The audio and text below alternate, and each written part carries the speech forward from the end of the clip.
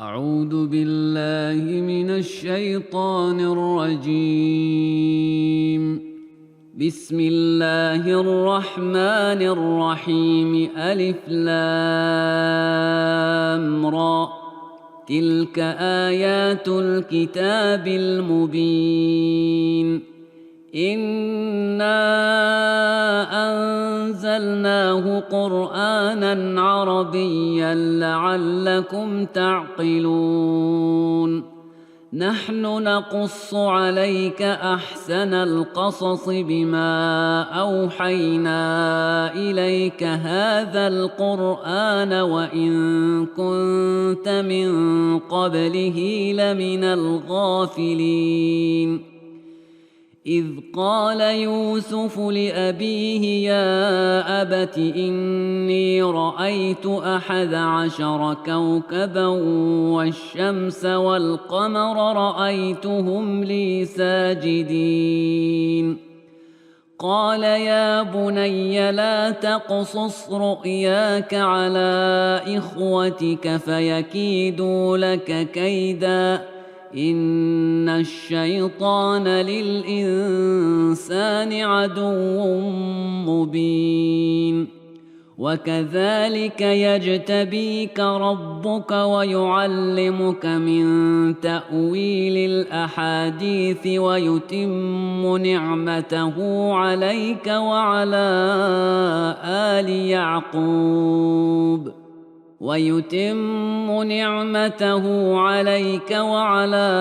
آل يعقوب كما أتمها على أبويك من قبل إبراهيم وإسحاق إن ربك عليم حكيم. لقد كان في يوسف وإخوته آيات للسائلين إذ قالوا ليوسف وأخوه أحب إلى أبينا منا ونحن عصبة إن أبانا لفي ضلال مبين. اقتلوا يوسف أو اطرحوه أرضا يخل لكم وجه أبيكم وتكونوا من بعده قوما صالحين. قال قائل منهم لا تقتلوا يوسف وألقوه في غيابة الجب يلتقطه بعض السيارة إن كنتم فاعلين. قالوا يا أبانا ما لك لا تأمنا على يوسف وإنا له لناصحون. أرسله معنا غدا يرتع ويلعب وإنا له لحافظون. قال إني ليحزنني أن تذهبوا به وأخاف أن يأكله الذئب وأنتم عنه غافلون. قالوا لئن أكله الذئب ونحن عصبة إنا إذا لخاسرون. فلما ذهبوا به وأجمعوا أن يجعلوه في غيابة الجب وأوحينا إليه لتنبئنهم بأمرهم هذا وهم لا يشعرون. وجاءوا أباهم عشاء يبكون. قالوا يا أبانا إنا ذهبنا نستبق وتركنا يوسف عند متاعنا فأكله الذئب وما أنت بمؤمن لنا ولو كنا صادقين. وجاءوا على قميصه بدم كذب قال بل سولت لكم أنفسكم أمرا فصبر جميل والله المستعان على ما تصفون.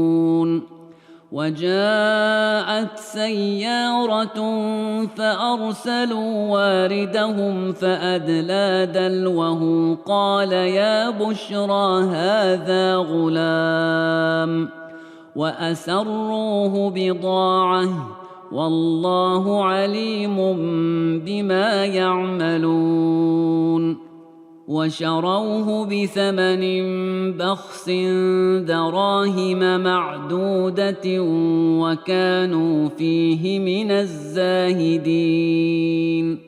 وقال الذي اشتراه من مصر لامرأته أكرمي مثواه عسى أن ينفعنا أو نتخذه ولدا وكذلك مكنا ليوسف في الأرض ولنعلمه من تأويل الأحاديث والله غالب على أمره ولكن أكثر الناس لا يعلمون. ولما بلغ أشده آتيناه حكما وعلما وكذلك نجزي المحسنين. وراودته التي هو في بيتها عن نفسه وغلقت الأبواب وقالت هيت لك قال معاذ الله إنه ربي أحسن مثواي إنه لا يفلح الظالمون. ولقد همت به وهم بها لولا أن رأى برهان ربه كذلك لنصرف عنه السوء والفحشاء إنه من عبادنا المخلصين.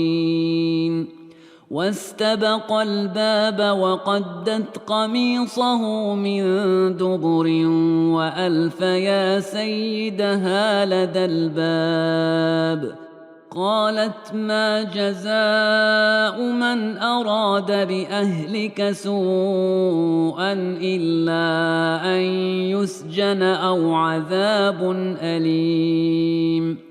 قال هي راودتني عن نفسي وشهد شاهد من أهلها إن كان قميصه قد من قبل فصدقت وهو من الكاذبين وإن كان قميصه قد من دبر فكذبت وهو من الصادقين.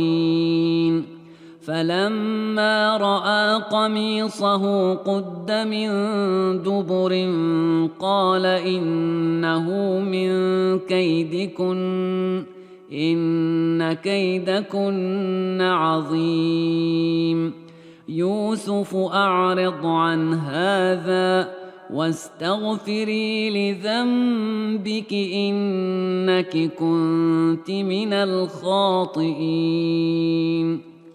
وقال نسوة في المدينة امرأة العزيز تراود فتاها عن نفسه قد شغفها حبا إنا لنراها في ضلال مبين. فلما سمعت بمكرهن أرسلت إليهن وأعتدت لهن متكأ وآتت كل واحدة منهن سكينا وقالت اخرج عليهن فلما رأينه أكبرنه وقطعن أيديهن وقلن حاش لله ما هذا بشرا إن هذا إلا ملك كريم. قالت فذلكن الذي لمتنني فيه ولقد راودته عن نفسه فاستعصم ولئن لم يفعل ما آمره ليسجنن وليكون من الصاغرين. قال رب السجن أحب إلي مما يدعونني إليه وإلا تصرف عني كيدهن أصب إليهن وأكن من الجاهلين. فاستجاب له ربه فصرف عنه كيدهن إنه هو السميع العليم. ثم بدا لهم من بعد ما رأوا الآيات ليسجننه حتى حين. ودخل معه السجن فتيان قال أحدهما إني أراني أعصر خمرا وقال الآخر إني أراني أحمل فوق رأسي خبزا تأكل الطير منه نبئنا بتأويله إنا نراك من المحسنين. قال لا يأتيكما طعام ترزقانه إلا نبأتكما بتأويله قبل أن يأتيكما ذلكما مما علمني ربي إني تركت ملة قوم لا يؤمنون بالله وهم بالآخرة هم كافرون.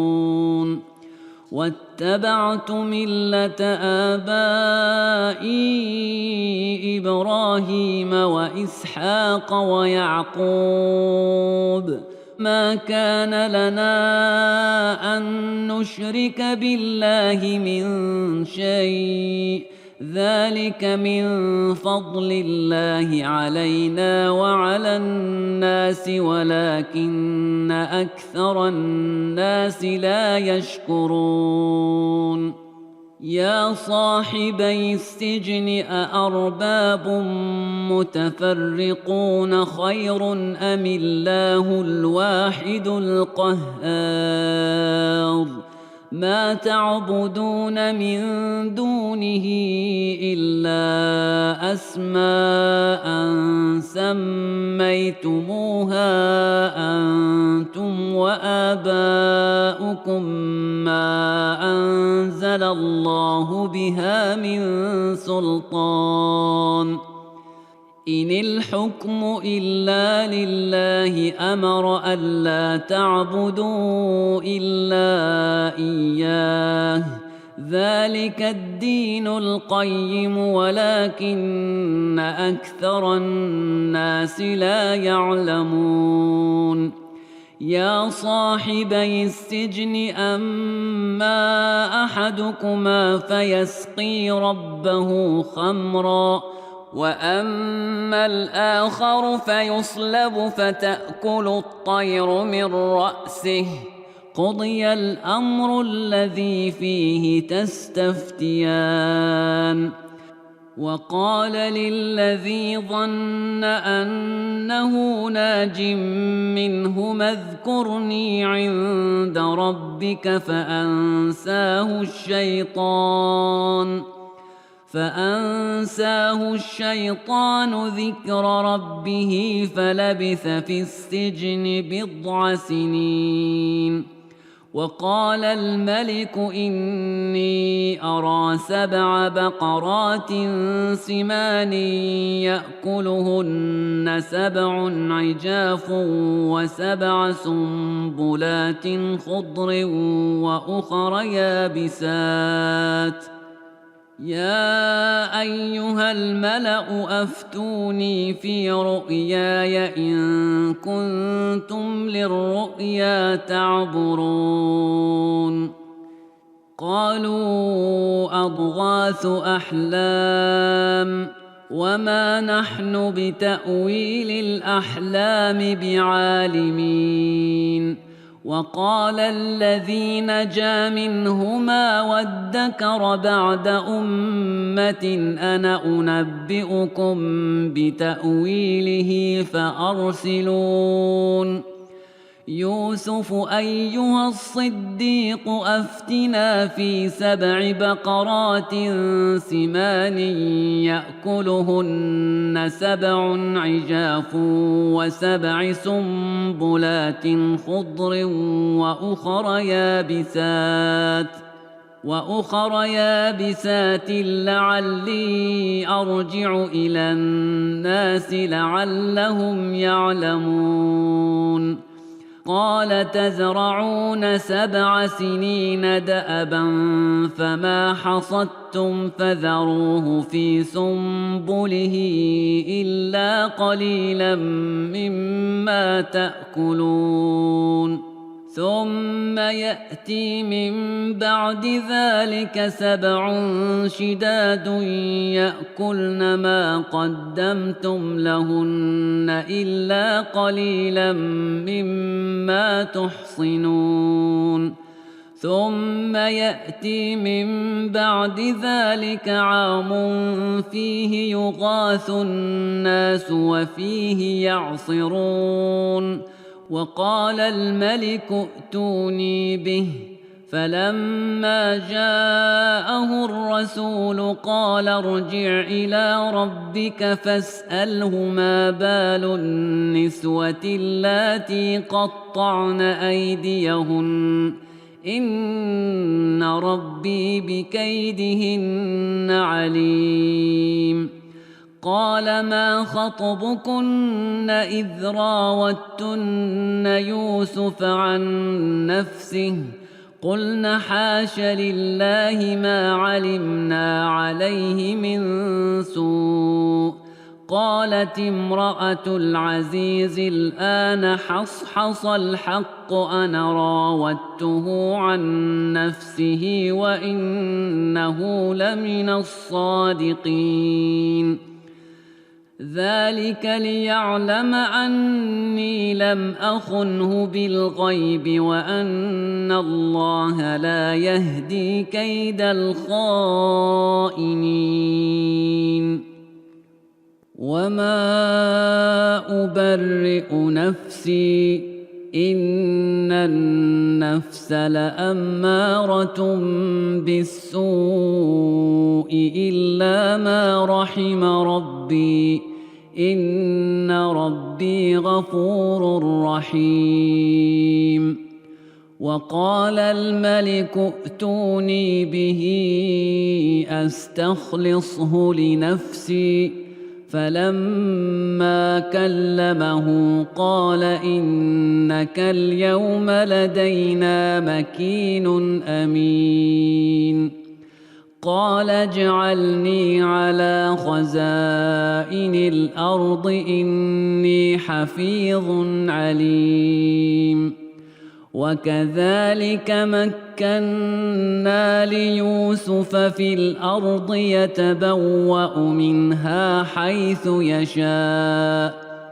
نصيب برحمتنا من نشاء ولا نضيع أجر المحسنين ولأجر الآخرة خير للذين آمنوا وكانوا يتقون وجاء إخوة يوسف فدخلوا عليه فعرفهم وهم له منكرون ولما جهزهم بجهازهم قال ائتوني بأخ لكم من أبيكم ألا ترون أني أوفي الكيل وأنا خير المنزلين فإن لم تأتوني به فلا كيل لكم عندي ولا تقربون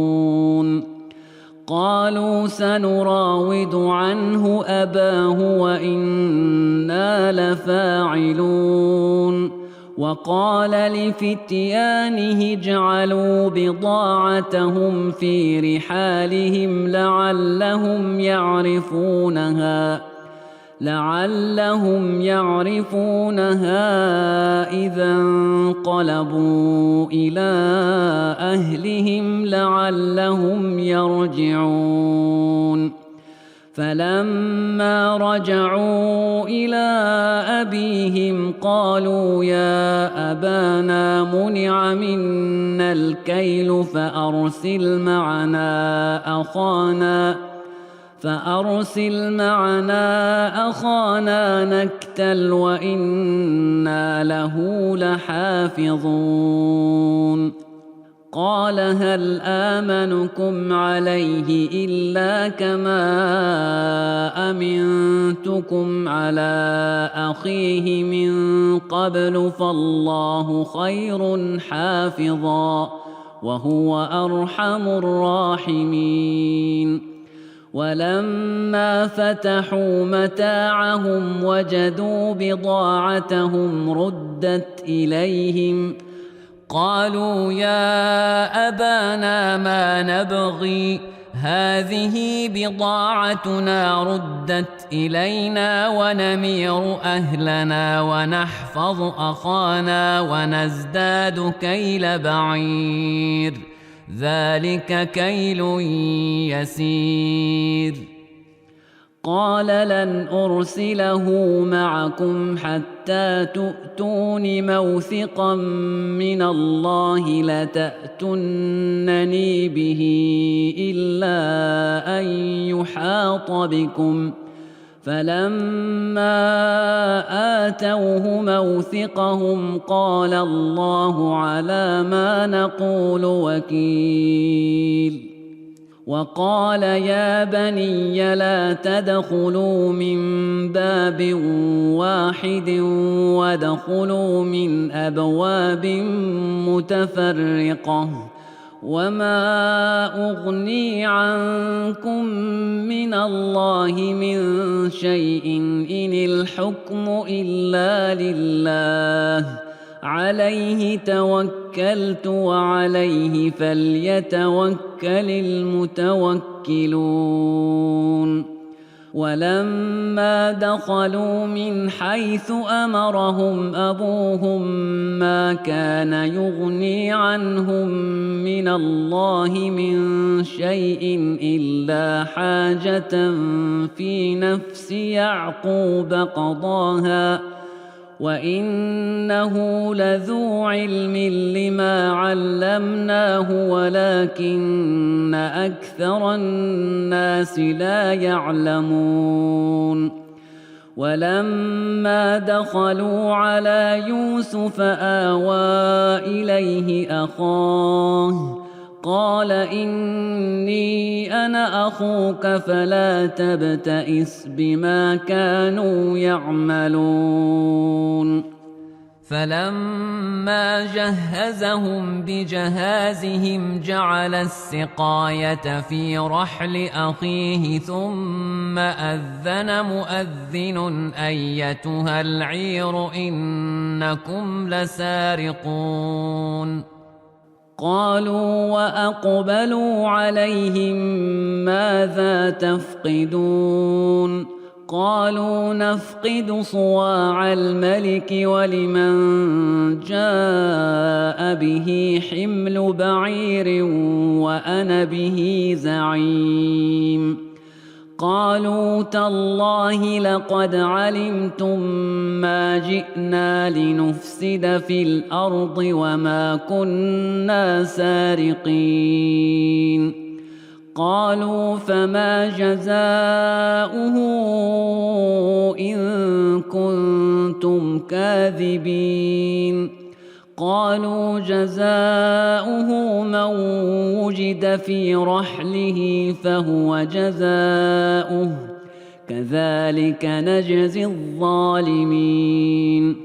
فبدأ بأوعيتهم قبل وعاء أخيه ثم استخرجها من وعاء أخيه كذلك كدنا ليوسف ما كان ليأخذ أخاه في دين الملك إلا أن يشاء الله نرفع درجات من نشاء وفوق كل ذي علم عليم. قالوا إن يسرق فقد سرق أخ له من قبل فأسرها يوسف في نفسه ولم يبدها لهم. قال أنتم شر مكانا والله أعلم بما تصفون. قالوا يا أيها العزيز إن له أبا شيخا كبيرا فخذ أحدنا مكانه إنا نراك من المحسنين. قال معاذ الله أن نأخذ إلا من وجدنا متاعنا عنده إنا إذا لظالمون. فلما استيئسوا منه خلصوا نجيا.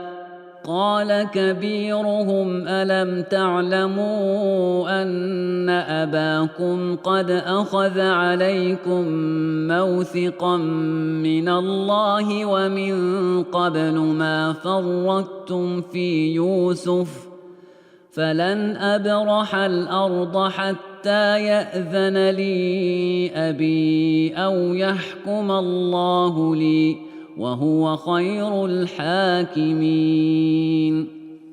ارجعوا إلى أبيكم فقولوا يا أبانا إن ابنك سرق وما شهدنا إلا بما علمنا وما كنا للغيب حافظين. واسأل القرية التي كنا فيها والعير التي أقبلنا فيها وإنا لصادقون. قال بل سولت لكم أنفسكم أمرا فصبر جميل عسى الله أن يأتيني بهم جميعا إنه هو العليم الحكيم. وتولى عنهم وقال يا أسفا على يوسف وابيضت عيناه من الحزن فهو كظيم. قالوا تالله تفتأ تذكر يوسف حتى تكون حرضا أو تكون من الهالكين. قال إنما أشكو بثي وحزني إلى الله وأعلم من الله ما لا تعلمون. يا بني يذهبوا فتحسسوا من يوسف وأخيه ولا تيأسوا من روح الله إنه لا ييأس من روح الله إلا القوم الكافرون. فلما دخلوا عليه قالوا يا أيها العزيز مسنا وأهلنا الضر وجئنا ببضاعة مزجاة فأوف لنا الكيل وتصدق علينا إن الله يجزي المتصدقين. قال هل علمتم ما فعلتم بيوسف وأخيه إذ أنتم جاهلون؟ قالوا أئنك لأنت يوسف؟ قال أنا يوسف وهذا أخي قد من الله علينا إنه من يتق ويصبر فإن الله لا يضيع أجر المحسنين. قالوا تالله لقد آثرك الله علينا وإن كنا لخاطئين. قال لا تثريب عليكم اليوم يغفر الله لكم وهو أرحم الراحمين. اذهبوا بقميصي هذا فألقوه على وجه أبي يأت بصيرا وأتوني بأهلكم أجمعين. ولما فصلت العير قال أبوهم إني لأجد ريح يوسف لولا أن تفندون. قالوا تالله إنك لفي ضلالك القديم. فلما أن جاء البشير ألقاه على وجهه فارتد بصيرا قال ألم أقل لكم إني أعلم من الله ما لا تعلمون؟ قالوا يا أبانا استغفر لنا ذنوبنا إنا كنا خاطئين. قال سوف أستغفر لكم ربي إنه هو الغفور الرحيم. فلما دخلوا على يوسف آوى إليه أبويه وقال ادخلوا مصر إن شاء الله آمنين. ورفع أبويه على العرش وخروا له سجدا وقال يا أبت هذا تأويل رؤياي من قبل قد جعلها ربي حقا وقد أحسن بي إذ أخرجني من السجن وجاء بكم من البدو من بعد أن نزغ الشيطان بيني وبين إخوتي إن ربي لطيف لما يشاء إنه هو العليم الحكيم. رب قد آتيتني من الملك وعلمتني من تأويل الأحاديث فاطر السماوات والأرض أنت وليي في الدنيا والآخرة توفني مسلما وألحقني بالصالحين.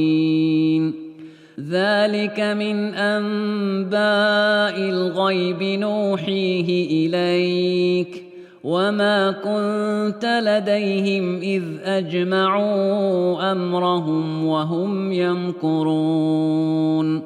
وما أكثر الناس ولو حرصت بمؤمنين وما تسألهم عليه من أجر إن هو إلا ذكر للعالمين.